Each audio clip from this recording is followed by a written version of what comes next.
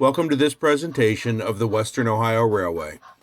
In this video, we visit my dad's HO scale layout. We'll see a typical operating session, discuss the story behind the layout, and talk about my dad. More than any other video I will ever publish, I sincerely hope you will sit back, relax, and enjoy all the exciting HO scale model railroading action on the Cedarville and Western.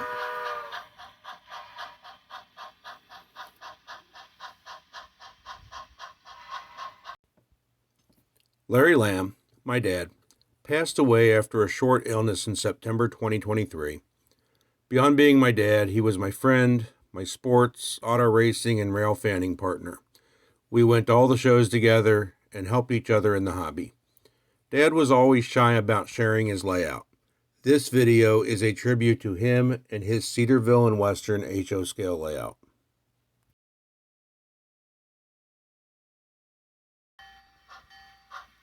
In this video, I'll cover the highlights of a typical operating session.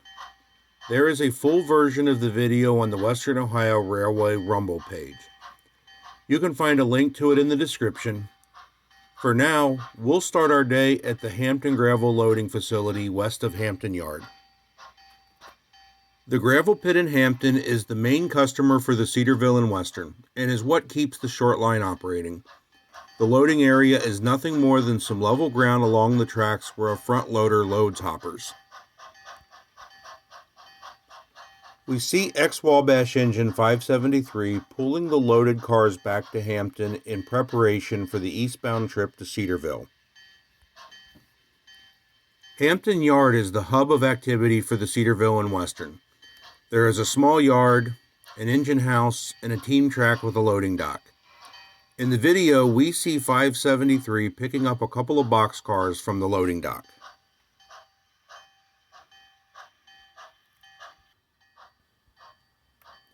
The N&W and Western Maryland boxcars are dropped on the main long enough to return the yellow milk card to the team track.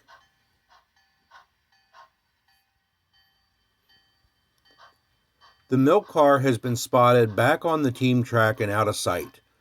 We are now ready to add the caboose for our trip east.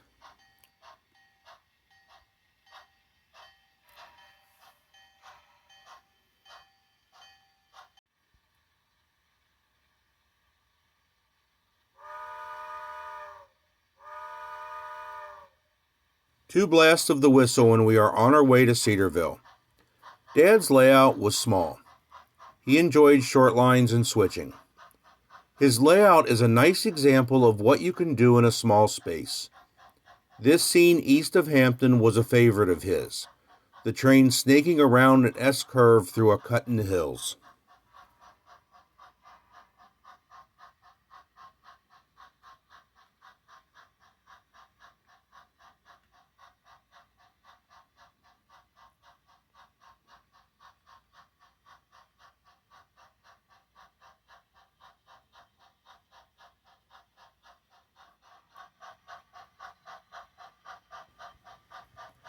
Merwin is a small town between Cedarville and Hampton.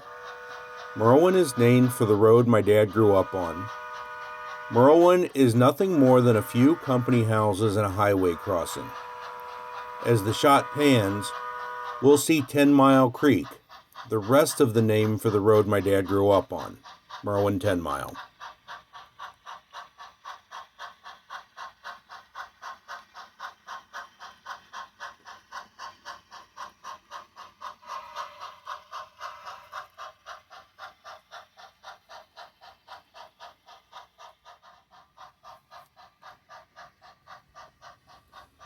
We arrive at the metropolis of the Cedarville and Western, Cedarville.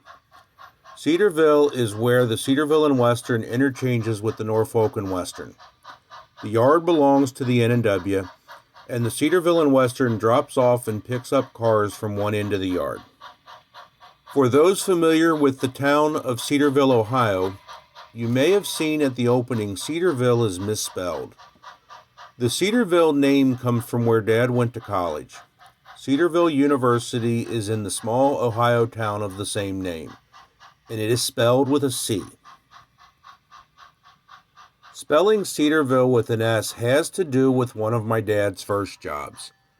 Dad worked for Western Southern Life and always said their logo was an ideal logo for a railroad.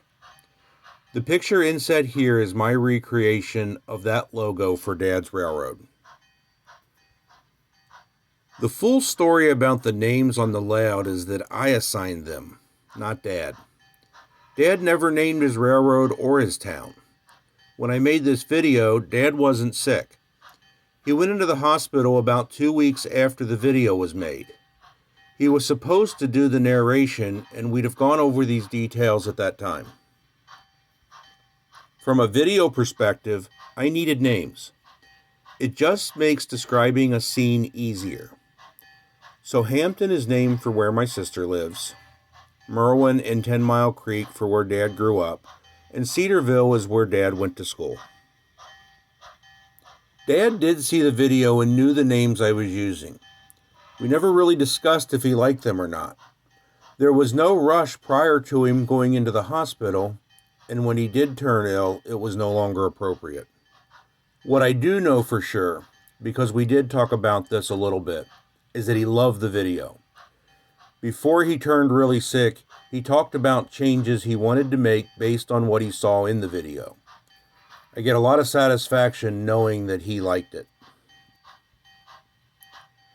While I've been talking, 573 has been switching Cedarville Yard. The boxcars from the team track are spotted on one track. The N&W has a dedicated track for gravel and coal that the Sedarville and Western uses to exchange loaded hoppers for empties.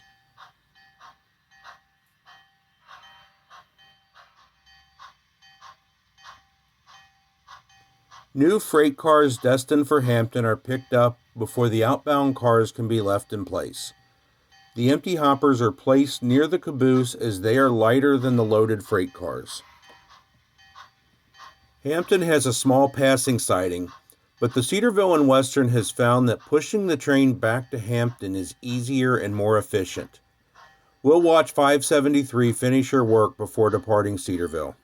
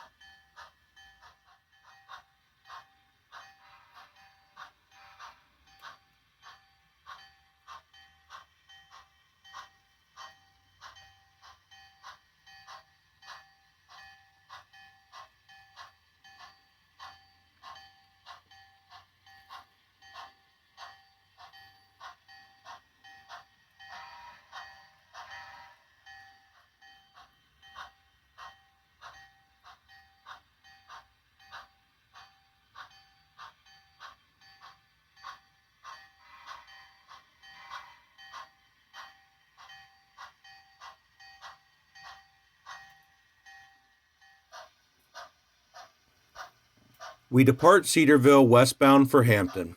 573 makes easy work of the short train. A conductor and brakeman are on the caboose to signal the few crossings along the way.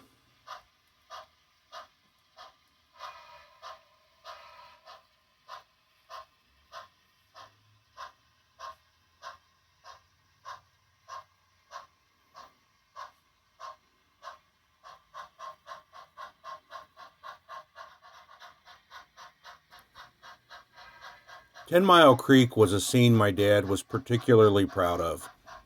Neither of us had attempted a water scene prior to this.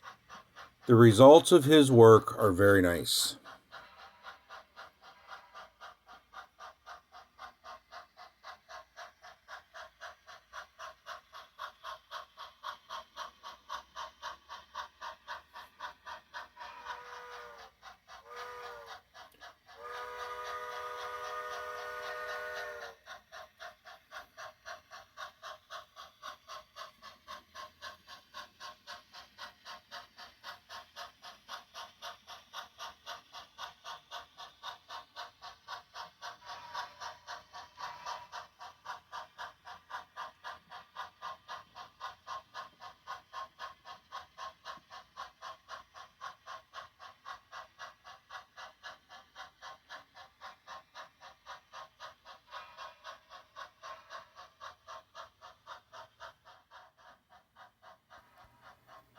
Our train eases back into Hampton Yard.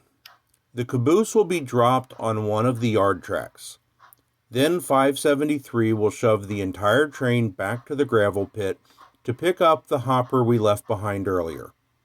It has since been loaded and needs to be switched to the front of the new empty hoppers. The boxcar and the tank car both need to be spotted on the team track. The N&W did us no favors as the tank car needed to be on the other side of the boxcar. The Sedarville and Western is required to clear the N&W yard at Cedarville as efficiently as they can, so switching the cars has to come back to Hampton. The Western Maryland boxcar is pushed back to the loading dock where it is coupled to the milk car we left behind earlier. Then the tank car is spotted along the driveway on the team track where it will be offloaded to tank trucks.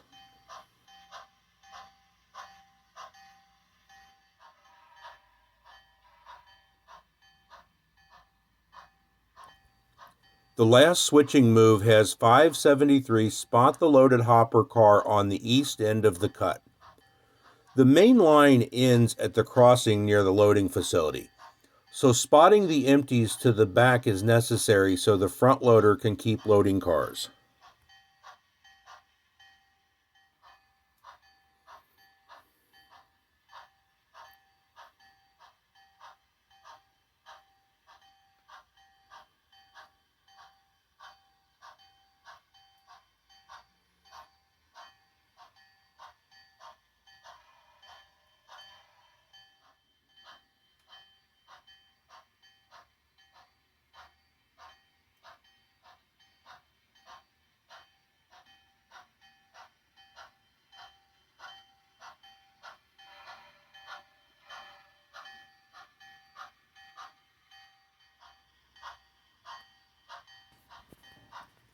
When the day is done, 573 returns from the gravel pit light and ties down in the yard for the night.